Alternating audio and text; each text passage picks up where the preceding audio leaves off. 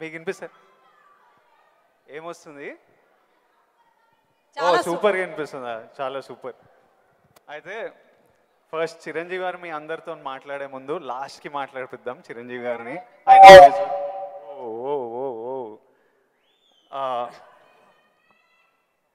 First of all Chiranjeevi garu, we all love you. And అరే చిరంజీవి గారికి పద్మవిభూషణ్ వచ్చింది, అందరూ వేసుకోండి ఫస్ట్ ఆఫ్ ఆల్. మీకు తెలుసా అసలు ఇండిపెండెన్స్ వచ్చినప్పటి నుంచి ఇండియాలో ఒక 300 మందికి వచ్చింది పద్మవిభూషణ్. అంత రేర్ అవార్డ్ అది. అది చిరంజీవి గారికి మన తెలుగు స్టేట్స్ నుంచి వచ్చింది. మనం అందరం చాలా గర్వంగా ఫీల్ అవుతున్నాము.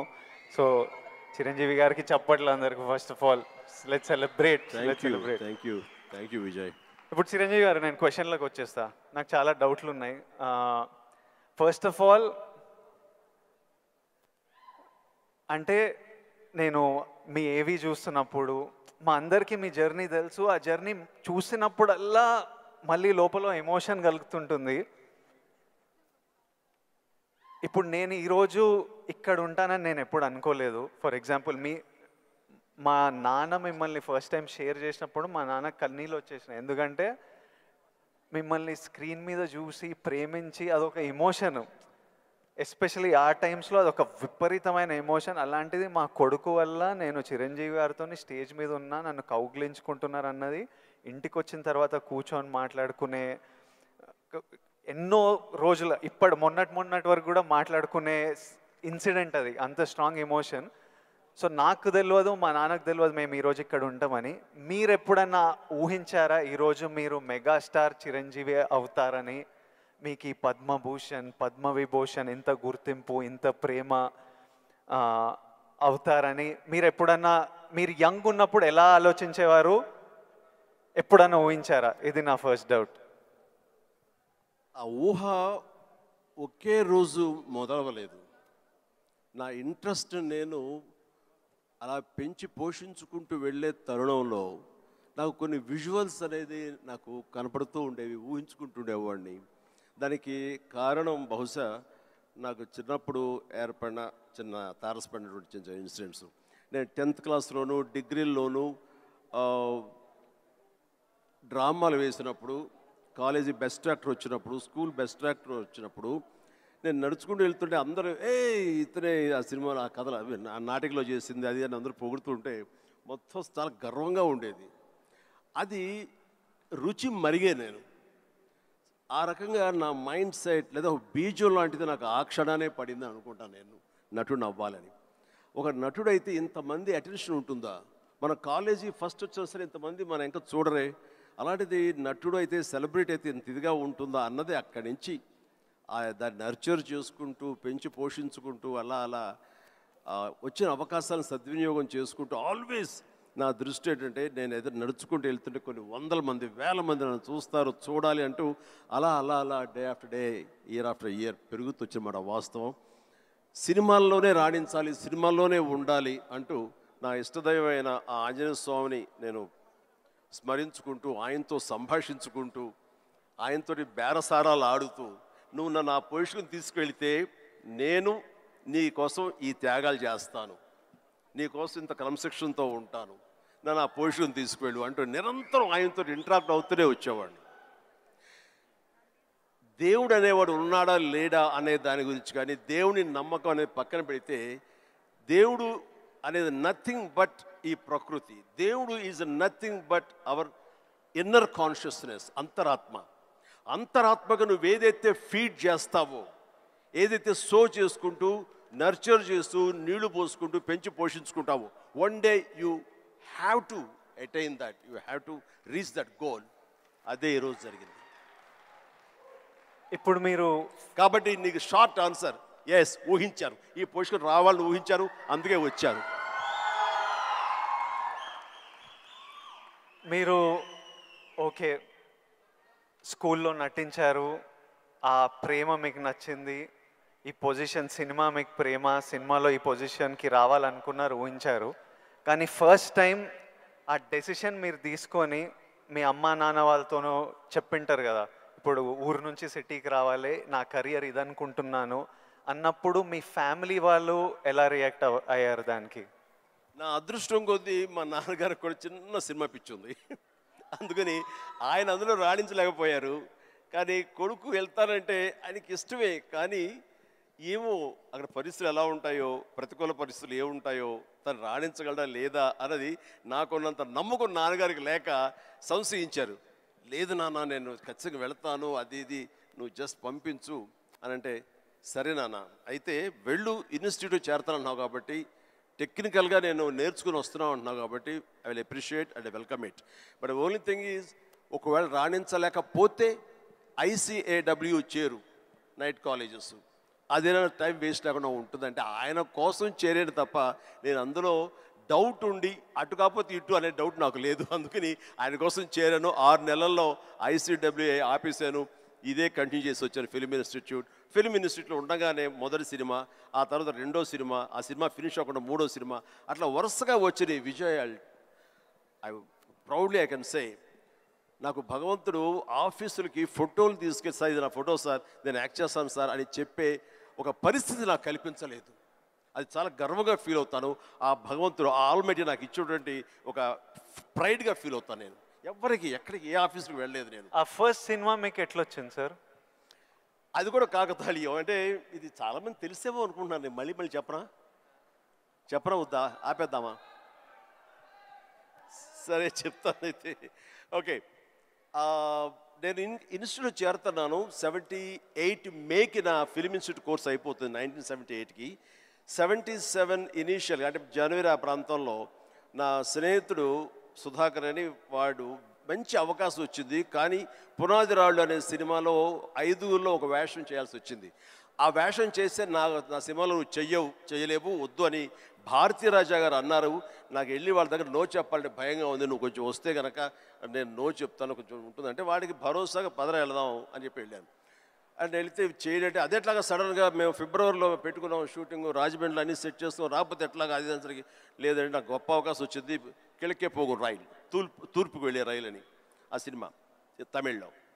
అండ్ దానికి సరే ఏమైతే చేయడండి మావాడు, అనవసరం వాడు కెరీర్ పాడు చేయకండి, పదరా అని వచ్చాను. ఆగి ఒక నిమిషం, నువ్వు చేస్తావా అని. నేనా, నా ఫిల్మ్ ఇన్స్టిట్యూట్ మేక్ అవుతుంది, అప్పుడుగా నేను చేయకూడదు, ఇట్స్ కమిట్మెంట్ అని మ్యాండేట్ అన్నాను. ఆ తర్వాత 2వ రోజు వచ్చి నా ఇంటి ముందు కూర్చున్నారు వాళ్ళు. కాదు ఎవరు లేరు, నువ్వు చూస్తుంటే కొంచెం బాగున్నావు చెయ్యి అని చెప్పేసి. సరే మాకు కాలేజ్ ఇన్స్టిట్యూట్లో మాకు ఈ స్క్రీన్ టెస్ట్ల కోసంగా ఒక రోజు వెచ్చిస్తాం. సో మనం ఇది అవకాశం ఎందుకు తీసుకోకూడదనే ఉద్దేశంతో నేను సరే వస్తాను అన్నాను. అది ఫిబ్రవరి మంత్. ఫస్ట్ టైం రాజమండ్రిలో నా పేరు మార్చుకుని కెమెరా ముందు నిలబడింది ఆ సినిమా 74. ఆ సినిమా పూర్తి అవ్వలేదు, ఆ షూటింగ్ జరుగుతుండగానే అందులో నా యాక్టింగ్ చూసి కానీ, నా ఎంతూజాజం చూసి కానీ, అందులో ఉండే అసోసియేటు ప్రాణం ఖరీదు అనే సినిమా కూడా అసోసియేట్ అతను చెప్పాడు క్రాంతి కుమార్కి, సార్ ఇట్లా సినిమా చేస్తున్నాము, చూడండి మన క్యారెక్టర్ అంటే.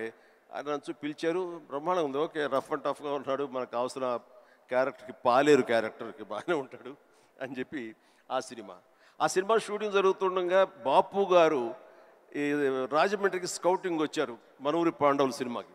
ఆ సినిమా షూటింగ్లో నన్ను చూసి మనం అనుకునే క్యారెక్టర్కి, ఆ రఫ్ క్యారెక్టర్కి ఈ అబ్బాయి బాగుంటాడే అని వాళ్ళు బుక్ చేస్తారు. ఆ సినిమా చూస్తే బాలచంద్ర గారు మహానుభావుడు, గొప్ప డైరెక్టర్. ఇట్లాగా సినిమా తర్వాత వచ్చింది. ఇదంతా కూడా దైవ సంకల్పం. I bound to be here with this position. దీన్ని ఎలా నేను నిర్వచించను?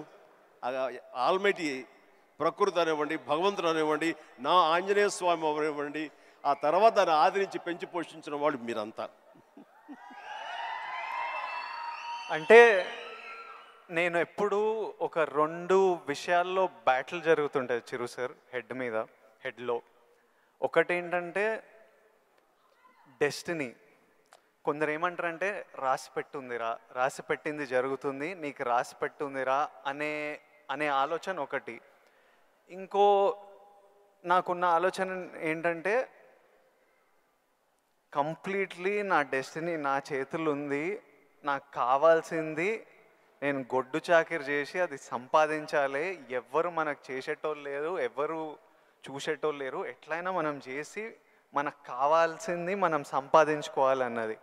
సో ఈ డెస్టినీ అనేది ఉందా, లేకపోతే కంప్లీట్లీ మన ఓన్ శ్రమనా? ఇది నాకు ఇప్పటిదాకా ఫుల్ క్లారిటీ అయితే లేదు. దీని మీద మీ థాట్ ఏంటి? డెస్టినీ అనేది ఎక్కడో ఏవి లేదండి. ఆ డెస్టినీ క్రియేట్ చేసేది కూడా మనమే. మనం క్రియేట్ చేసుకోవాలి. నా పాత్ ఎలా ఉండాలి, దట్ ఈస్ మై డెస్టినేషన్, నా డెస్టినీ ఇది. దాన్ని అచీవ్ అవ్వాలంటే నేనే చేయాలి, అది రీచ్ అవ్వాలంటే నేనే కష్టపడాలి, అక్కడ రీచ్ అవ్వాలంటే నేనే పరిగెత్తాలి, నేనే నడవాలి, నేనే కష్టపడాలి అని మనం అనుకుంటుండగా మన పాత్ మనమే లేచి చేసుకుంటూ ముందుకు వెళ్ళాలి తప్ప ఎవరు రెడీమేడ్గా ఉండి జన్మజన్మల ముందు ఇలా రాసిపెట్టి ఉంటుందంటే ట్రాష్. నేను నమ్మను. మనం సాధించుకోవాలి. మన భవిష్యత్తుకి మనమే ఇంజనీర్స్, మన భవిష్యత్తుకి మనమే నిర్మాతలం.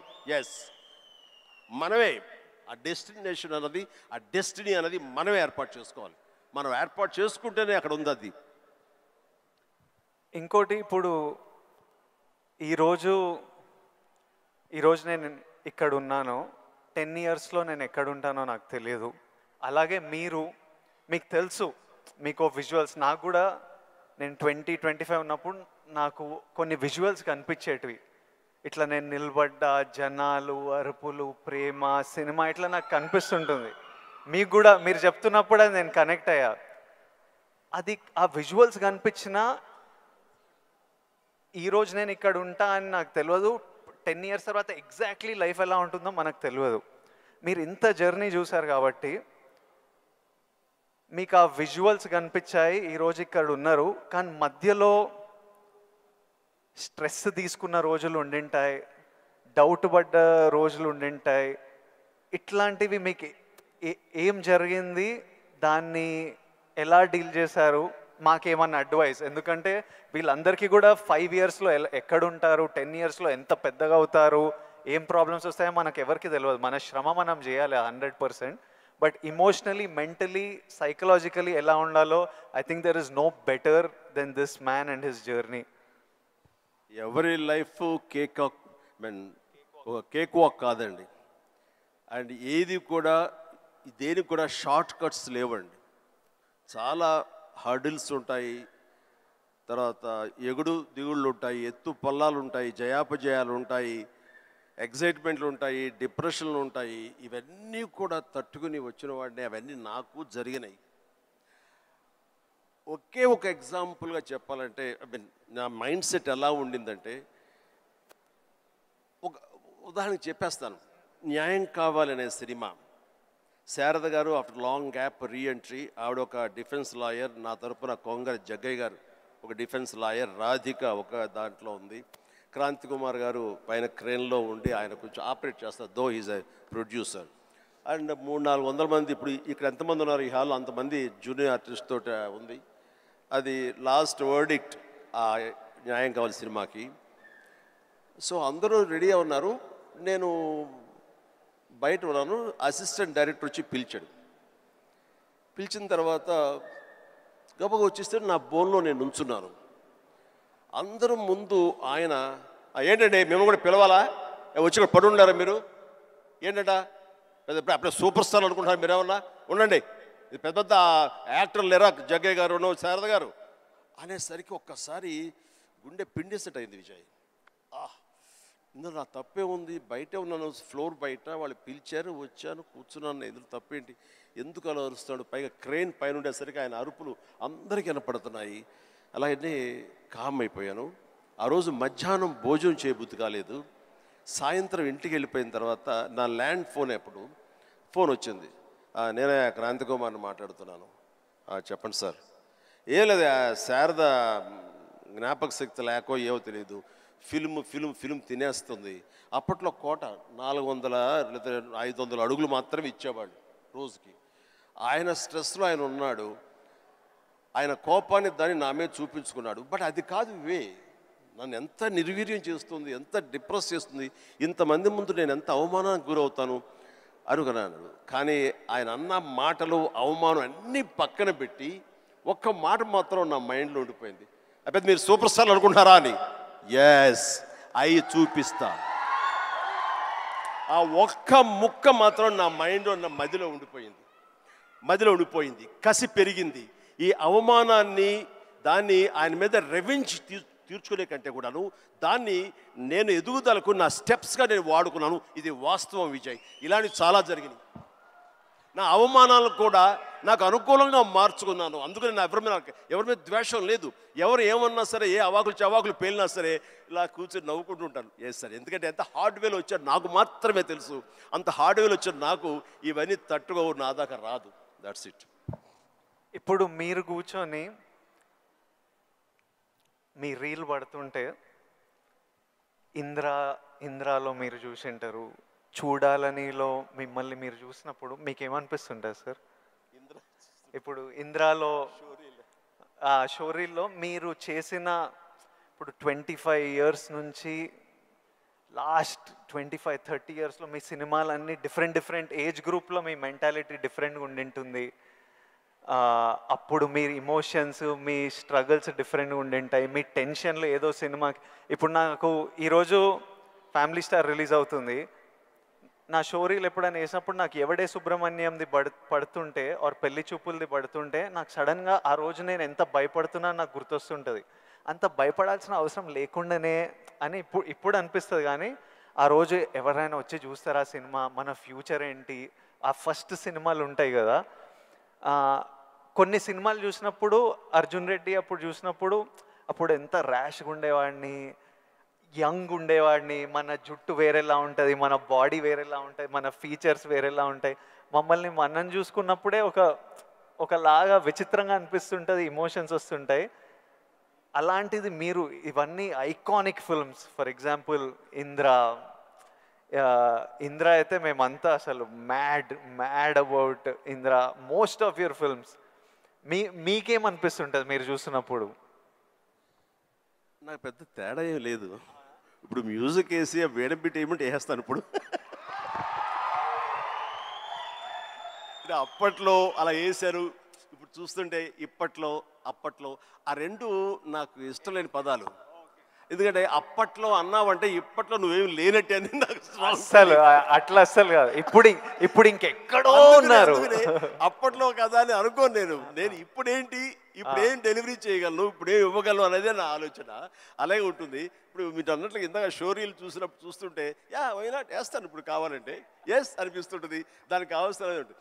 అంటే ఫిజికల్గా అప్పుడంత యాక్టివ్గా ఉంటామా లేదా అనే దాని మీద మనది మభ్య పెట్టుకోకూడదు. కానీ బట్ మిగతా ఎనర్జీ కానీ జోష్ కానీ అదే హుషారు, అదే రక్తం, అదే తీరు అంటే మాత్రం ఏం తేడా లేదు.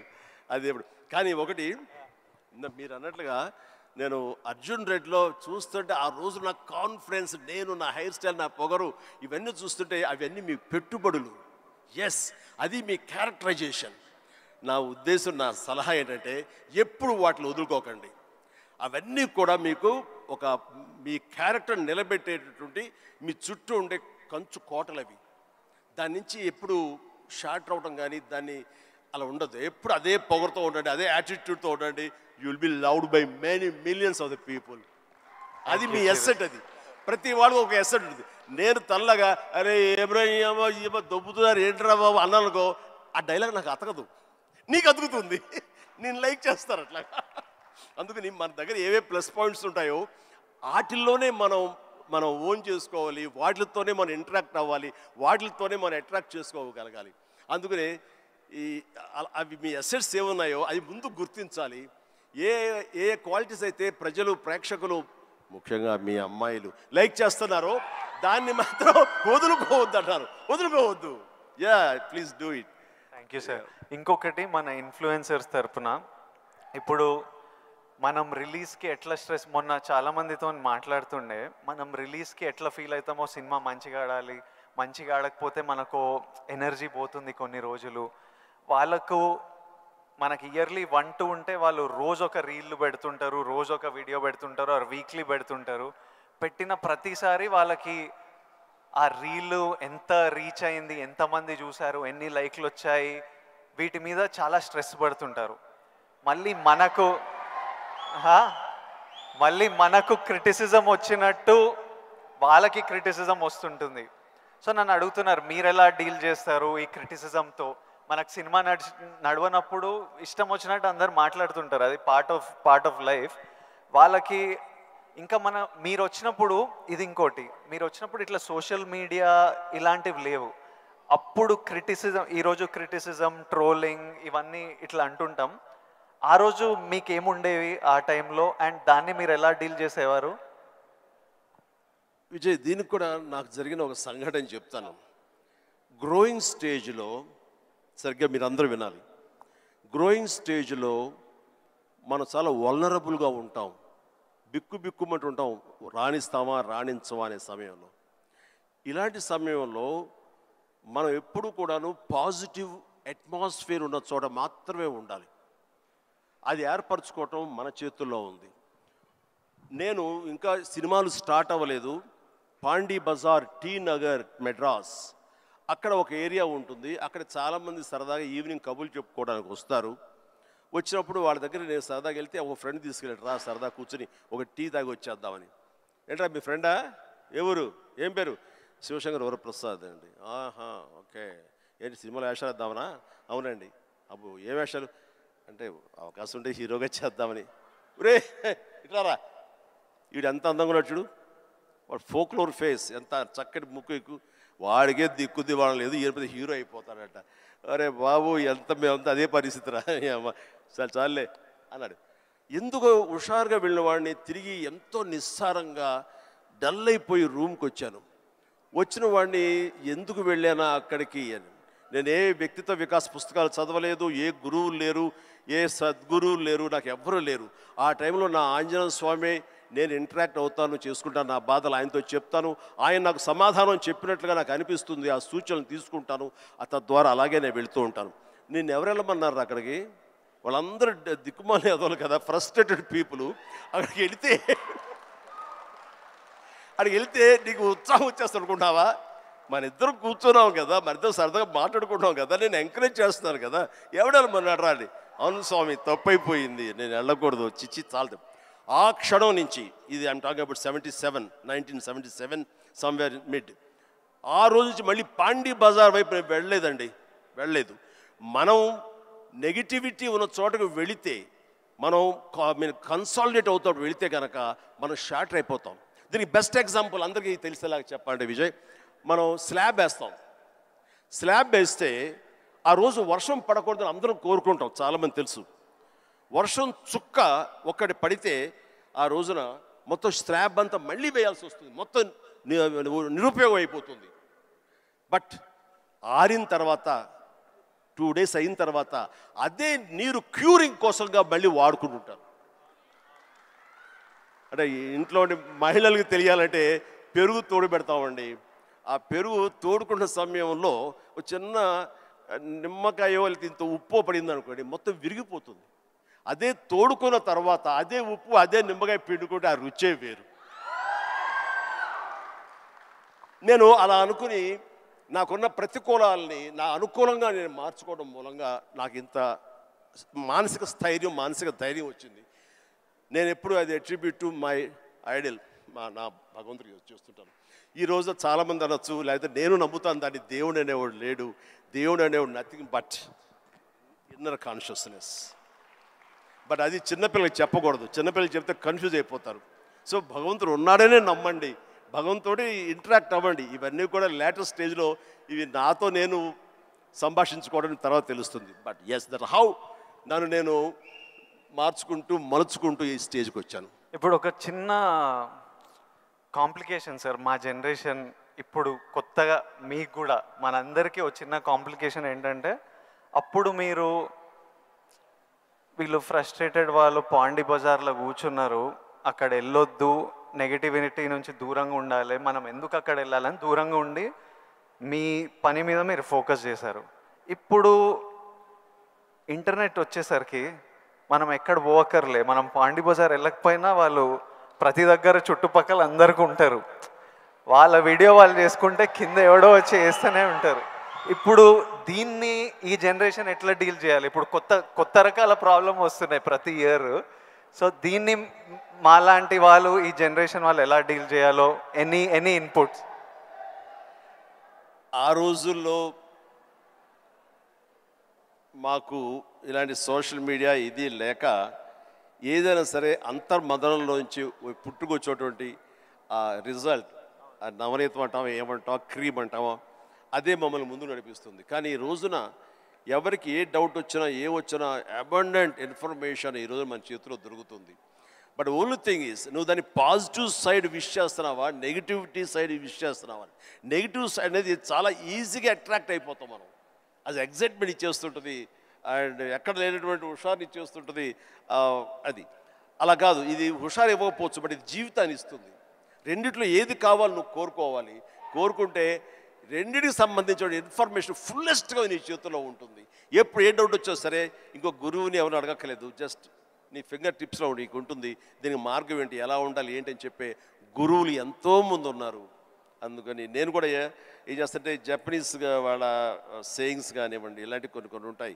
అవన్నీ నేను మధ్య మధ్యలో వస్తుంటే వాటిని ప్రిజర్వ్ చేసుకుంటుంటాను. అన్ని కంపెల్ చేసుకుంటూ తీరుగా ఉన్నప్పుడు వాటిని చూస్తూ ఉంటాను. అవి 1-2 సార్లు నేను ఓన్ చూసుకుంటుంటే నా క్యారెక్టర్ అది హెల్ప్ అవుతాయి అనుకుంటాను. అలాగా ఈరోజు నిజంగా బోల్డ్ అంత ఇన్ఫర్మేషన్ ఉంది. అండ్ సీక్రెట్ అనే ఒక బుక్ నేను ఒక 20 ఏళ్ల క్రితం చదివాను. అది నా ఎంత ఇన్ఫ్లుయెన్స్ చేసింది, ఎంత ఉపయోగపడింది నాకంటే అంత ఇంత కాదు. అట్లాగే డే టు డే లైఫ్లో నేను ఎలా ఉండాలి అంటలో డోంట్ స్వెట్ స్మాల్ స్టఫ్ అనే ఒక బుక్ ఒకటి ఉంది. నేను పెద్ద రీడర్ ఏం కాను, బట్ ఎవరైనా సజెస్ట్ చేస్తున్నావు అంటే ఈ బుక్ చదువుతుంటే ర్యాండమ్గా పేజీ తీస్తే ఒక ఇన్ఫర్మేషన్ ఉంటుంది. అందులో ఎలా నడుచుకోవాలనే దాని మీద ఉంటుంది. మన పని వాళ్ళ మీద మనకు చాలా కోపం వచ్చేస్తుంది, మన వర్కర్స్ మీద. మరి చెప్తే అర్థం చేసుకోరా ఫుల్ అని వాడు చెబితే వెంటనే అర్థమైతే వాడు మరొక మెగాస్టార్ అవుతాడు. వాడు ఆ పరిస్థితి ఎందుకు ఉంటాడు, తన స్థాయి తన ఐక్యూ అలాగే ఉంటుంది. కాబట్టి వాడికి నువ్వు అడ్జస్ట్ అవ్వాలి. So better try to live with the imperfection అన్నాడు. అది నీకు హాయిని చేకూరుస్తుంది. వాడికి ఇన్పర్ఫెక్షనే కాబట్టి ఓపిక ఇంకోసారి చెప్పుకో, అర్థమయ్యేలాగా ఇంకోసారి చెప్పుకో. అంతేగాని అది మన మనసులో అనుకున్నామో లేదో, మన నోటు దాటిందో లేదో బ్రహ్మాండంగా అర్థం చేసుకోవడానికి వాడేమి నీ లెవెల్ ఆఫ్ ఐక్యూ కాదు కాబట్టి నీ దగ్గర పనిచేస్తున్నాడు. సో అట్లాగా ప్రతి నా రొటీన్ లైఫ్లో నన్ను నేను చక్కగా నా జీవితం తీర్చిదిద్దుకోవడానికి ఈరోజు మీరన్న ఈ ఇన్ఫర్మేషన్ సోషల్ మీడియా నాకు ఉపయోగపడుతుంది. అండ్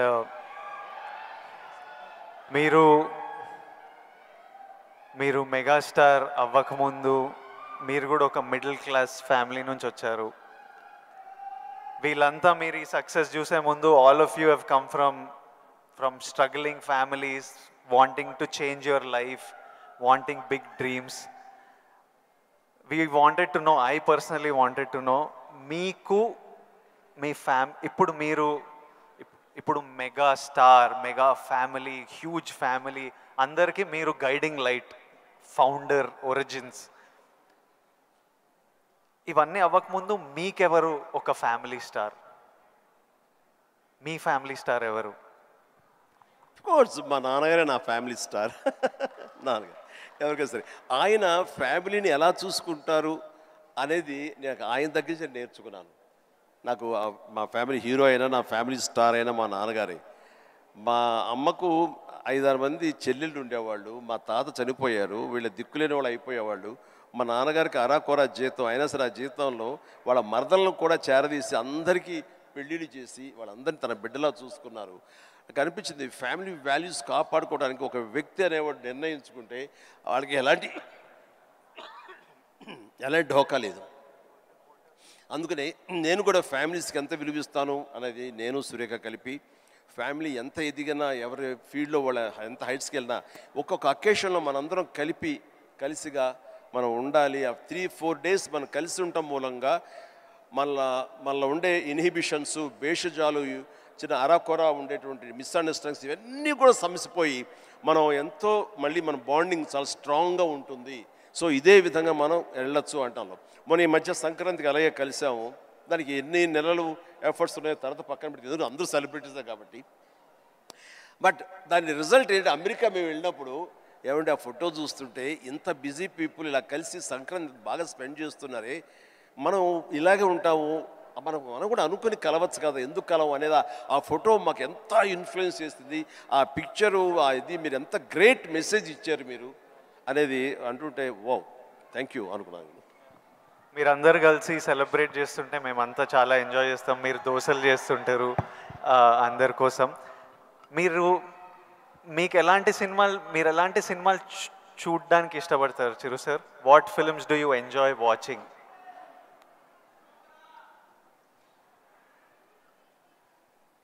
చెప్తే నవ్వుతారు వాళ్ళు, తెలియాలి మా అందరి క్యూరియాసిటీ. ఎందుకంటే మా ఇంట్లో నవ్వుతారు. అది Mickey mouse,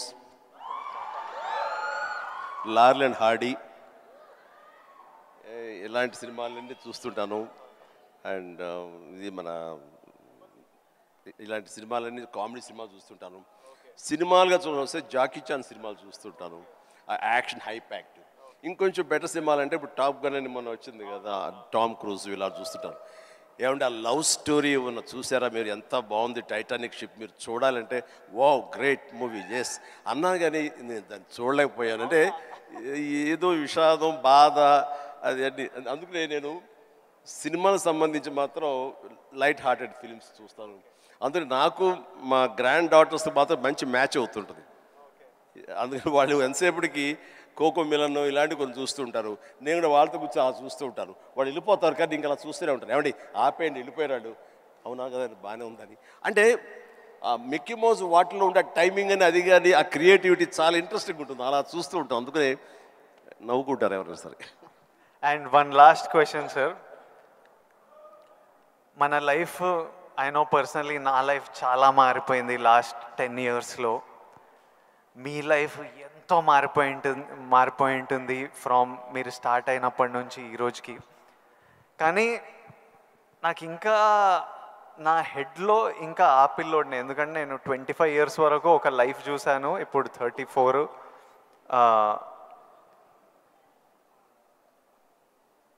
I want to know, ఇంకొన్ని అలవాట్లు అలా ఉండిపోతాయి. ఫర్ ఎగ్జాంపుల్ కొన్ని మిడిల్ క్లాస్ అలవాట్లు, అలానే మీరు ఎంత లగ్జరీ ఎంత డబ్బు చూస్తున్నా కొన్ని హ్యాబిట్స్ అలా ఉండిపోతాయి. ఫర్ ఎగ్జాంపుల్ నేను ఇప్పటిదాకా నా షాంపూ బాటిల్ అయిపోతే ఇంకా దాంట్లో నీళ్లు నింపి ఇట్లా షేక్ చేసి పోసుకొని అప్పుడే బాటిల్ పడేస్తాను, లేకపోతే నా వల్ల కాదు పడేయడం. అట్లాంటిది మీకేం హ్యాబిట్స్ ఉన్నాయి ఈ రోజు వరకు? నా మనసును టచ్ చేసావు. నేను నా గోడు చెప్పుకుంటాను. లైట్లన్నీ ఆన్ చేసి వెళ్ళిపోతానండి, నేను మళ్ళీ వెళ్ళి అన్నీ ఆఫ్ చేసుకుంటూ వెళ్తానండి. టెల్ మీ ఒక 5 చెప్పండి ఇలాంటివి. అలాగా తర్వాత హీటర్ ఆన్ చేస్తారు, గీజరు, అంత స్నానం అయిపోతే వెళ్ళిపోతారు. నేను ఎత్తుక్కుని గీజరు ఆన్ చేస్తాను. ఇప్పుడు టెన్షన్ ఎక్కువైపోయి ఏం చేస్తారంటే నా మొబైల్లోనే మా ఇంట్లో ఉండే ఆల్ లైట్స్, ఏసీస్ ఇవన్నీ. మీరు నమ్మరు, ఇవాళ చరణ్ ఏదో బ్యాంకాక్ వెళ్ళిపోయాడు, వెళ్ళిన తర్వాత ఆవిడ ఫ్లోరు క్లోజ్ చేశారు. ఏమైనా లైట్లు ఆన్ చేసి వెళ్ళిపోయారు ఏంటో చెప్పేసి మొబైల్ యాప్ ఓపెన్ చేసి, అరే చాలా 5-6 లైట్లు ఆన్ చేస్తున్నాయి, ఎవరి కోసం ఇవి చూసుకోరు వ్యవహారాలు అని చెప్పేసి మొత్తం అంతా కలిపి అన్నీ ఆఫ్ చేసుకుని వచ్చాను. దీన్ని మిడిల్ క్లాస్ మెంటాలిటీ అంటారు. ఇది అవసరం ఈ రోజున. వాటర్ కూడా ఎక్కువ. Yes thank you. ఈ రోజున నువ్వు అంటున్నావు నువ్వు షాంపూ చెప్పావు కదా, నేనేం చేస్తాను చెప్పనా, అయిపోయిన సోపులన్నీ కలిపి గట్టిగా కంప్రెస్ చేసి, ఇది నిజమండి నమ్మరు, ఇది చెబితే సో ఇలా నీళ్లు పోసుకునే కుదించి ఆఖరిగా షాంపూ అది నేను వాడతాను. అందుకనే ఆయన చెప్పగానే ముందు నాకు చాలా రిలేట్ అయ్యాను నేను. సో సోప్ ముక్కలన్నీ కలిపి కంప్రెస్ చేసి అదో సోప్లాగా వాడి అది వాడతాను. అంటే ఇది మన మెంటాలిటీ అలా ఉంది, అలా చేయాలి.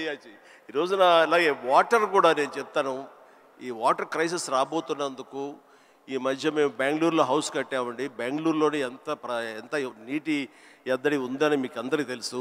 అక్కడ ఇంకుడు గుంటల్లాగా పెట్టి వాటర్ని గ్రౌండ్లో ఆ వాటర్ బెడ్స్ మెయింటైన్ చేయడం కోసం ఎవరు ప్రయత్నాలు చేయలేదు. అలాంటివి చేయాలని చెప్పేసి నేను 1 year బ్యాక్ అని అన్నీ ఏర్పాటు చేశాను. ఇప్పుడు ఈ మధ్య దాన్ని ట్వీట్ చేశాను, ఇలా చేశాను బెంగళూరులో నా ఇంట్లో. ఇది ప్రతి ఒక్కరు చేసే కనుక ఆ నీటి రిజర్వ్ కన్జర్వేషన్ మనం ప్రొటెక్ట్ చేసుకోవచ్చు అని చెప్పేసి చాలా అవసరం అండి ఇది. ఇలాంటివన్నీ కూడా చూసేవాళ్ళకు ఉంటుంది. రేపు పొద్దున మేము సంద కలిపి సోపు ముక్కలని మడతపెట్టి అని రాస్తారు, అది ఎగత్తాళిగా రాస్తారు. మీరు దాని నుంచి నీతిగా రాయండి, 10 మందికి ఉపయోగపడుతుంది.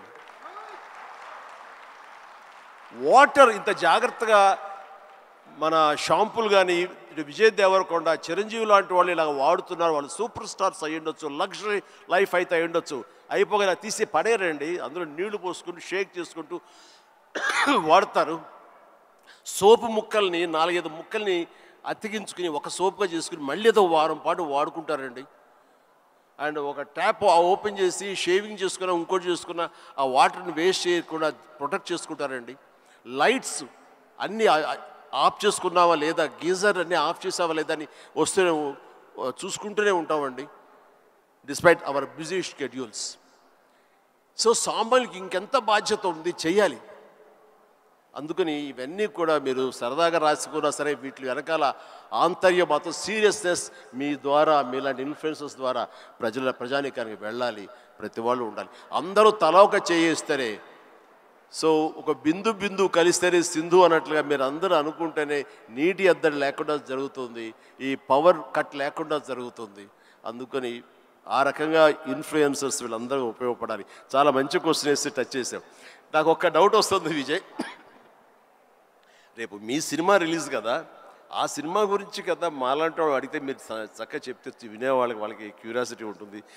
నా గురించి, నా గతం గురించి ఎందుకు చెప్పు. ఇదే ఇంట్రెస్టింగ్ సార్, ఇది మా అందరికీ పనికొచ్చే యూస్ఫుల్. నేను మిమ్మల్ని కలిసినప్పుడల్లా ఈ టాపిక్ మాట్లాడదామని కూర్చుంటా, కానీ మీకు షార్ట్ రెడీ మిమ్మల్ని ఎప్పుడు సెట్స్ మీద కలుస్తా, లేకపోతే ఈ ఫంక్షన్లలో కలుస్తా. ఈరోజు మంచిగా నాకు ఆపర్చునిటీ దొరికింది. అండ్ ఐ నో నాలాంటి వాళ్ళు ఎంతోమంది ఇది వినడానికి వెయిట్ చేస్తుంటారు. ఎందుకంటే మీ జర్నీ మనకి ఇన్స్పిరేషన్ మన చుట్టుపక్కల నుంచే తీసుకోవాలి. నేను యాక్టర్ అవుదామని నేను ఫిక్స్ అయినా, నేను యాక్టర్ అవుతా, నేను యాక్టర్ కాదు చాలా పెద్ద యాక్టర్ అవుతా అని చెప్పేవాడిని. ఒక్క సినిమా లేదు చేతిలో, కానీ ఇట్లాంటి ముచ్చట చెప్పేవాడిని. కానీ ట్రై చేసినప్పుడు నాకు అర్థమైంది ఇది ఈజీ కాదరా, అసలు ఆఫీసులకే ఎంట్రీ ఇస్తలేరు అన్నప్పుడు. సో నేను రోజు ఇంట్లో ఒక 2-3 ఇయర్స్ అట్లా ఇంట్లో కూర్చొని ఇంకా కొంచెం లో అయిపోతుంటే డాడీ అప్పుడు మీ గురించి చెప్పేవారు, అరే చిరంజీవి గారు మీ స్టోరీ చెప్పేవారు, మీరు ఎట్లొచ్చారు, ఎట్లా మీ పర్ఫార్మెన్స్తోని, మీ బిహేవియర్తోని, మీ ఇంటెలిజెన్స్తోని మీ జర్నీ గురించి మాట్లాడి, and he reminded me that you came from nowhere. And నాకు అరే ఇంకొకరు వచ్చి ఈరోజు అప్పటికి మీరు మెగాస్టార్, అరే ఎవరో ఫ్రమ్ నథింగ్ వచ్చి మెగాస్టార్ అయ్యారంటే మనం ఎందుకు కాలేమో, అవ్వచ్చు కదా అని నేను మీ జర్నీ నుంచి అది తీసుకున్నా. సో ఈరోజు ఈ కాన్వర్జేషన్ నుంచి ఎంతోమంది ఎన్నో డీటెయిల్స్ తీసుకుంటారు, ఎవరికో ఎలానో హెల్ప్ అవుతుంది అన్న నమ్మకం. అందుకే ఈ కాన్వర్జేషన్. అండ్ ఫ్యామిలీ స్టార్ గురించి April 5th వస్తుంది. మిగతా కంటెంట్ అంతా మీరు చూసారు, ఇంకా చెప్పే అవసరం లేదు. ఈరోజు బుకింగ్స్ కూడా ఓపెన్ అయిపోయాయి. ఐ నో దట్ చిరంజీవి గారు చూసిన తర్వాత విపరీతంగా ఎంజాయ్ చేస్తారు.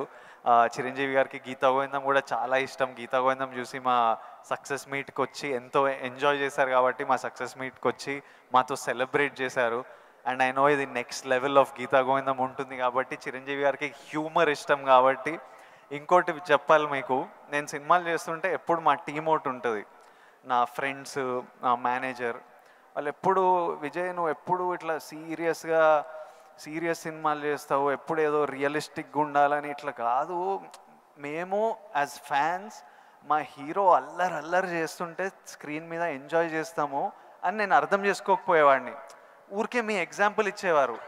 చిరంజీవి గారు స్క్రీన్ మీద అల్లరి చేసి డ్యాన్స్ చేసి అట్లా మమ్మల్ని ఎంటర్టైన్ చేస్తే మేము ఎంత ఎంజాయ్ చేస్తాము అని నాకు గుర్తు చేసి మీ సినిమాలు రిలీజ్ అయినప్పుడల్లా నాకు పంపిస్తారు. ఈ చూడు, ఇప్పటిదాకా మొన్న వాల్టేర్ వీరయ్య అవి కూడా పంపిస్తూ, చూడు చిరంజీవి గారు ఇట్లా చేస్తే మేము థియేటర్లో ఎంత ఎంజాయ్ చేసామని. ఫైనల్గా అల్లరి చేసిన చిరంజీవి గారు ఈ సినిమాలో. And they are all happy, my team. So hopefully you will enjoy the film too. And finally should we surprise Chiranjeevi garu? Should we do the surprise last? దానికన్నా ఒక్క సెకండ్ ముందు we have a few more activities. Actually మీకు నేను ఉన్నానని గుర్తు చేద్దాం అనుకున్నా. So all the very best. ఎందుకంటే నాకు గీతా గోవిందం, పరశురామ్ అండ్ తన దీంట్లో నాకు చాలా ఇష్టం.